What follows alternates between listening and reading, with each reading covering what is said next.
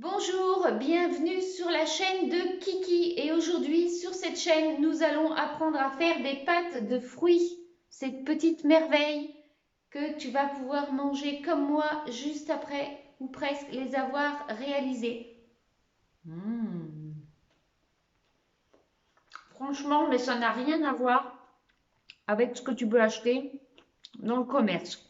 C'est une tuerie. Celle-là, c'est banane ananas. Oh my god, c'est trop bon quoi. Alors aujourd'hui, pour notre pâte de après. fruits, on a besoin de purée de fruits, de sirop de glucose, de sucre, de pectine jaune, de jus de citron et encore d'un gros volume de sucre. Donc là, j'avais deux sucres différents, mais un seul sucre convient parfaitement.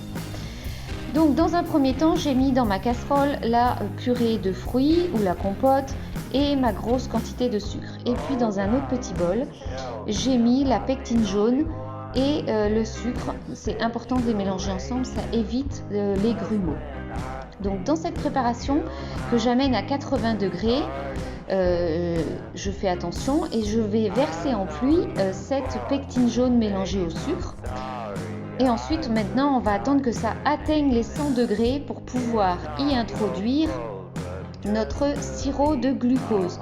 Donc il faut bien attendre que ça soit à 100 degrés pour pouvoir le mettre. Comme ça, on est sûr que tout le sucre que l'on avait mis a bien fondu. Donc une fois que c'est bien fondu, je fais atteindre la température de 107 degrés et je mélange tout ça pendant 2 à 3 minutes. Ça doit avoir la consistance d'une confiture, d'une compote assez épaisse, parce que du coup tout s'est un petit peu liquéfié. Donc c'est vraiment important d'avoir un thermomètre.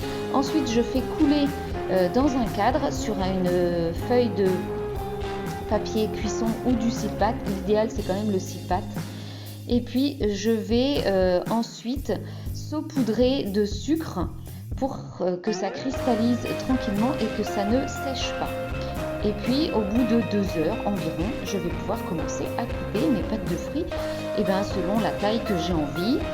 Et je vais pouvoir les mettre les unes et les autres dans une petite boîte avec plein de sucre pour pouvoir mélanger tout ça.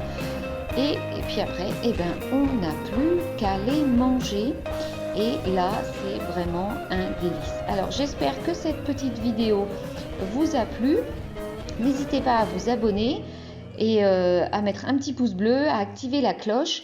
Et puis, moi, ça me fera hyper plaisir de pouvoir encore vous faire de nouvelles vidéos pour vous présenter des nouvelles petites recettes qui, j'espère, vous plaisent de plus en plus et que vous trouvez ça assez facile à réaliser. Voilà, bonne journée!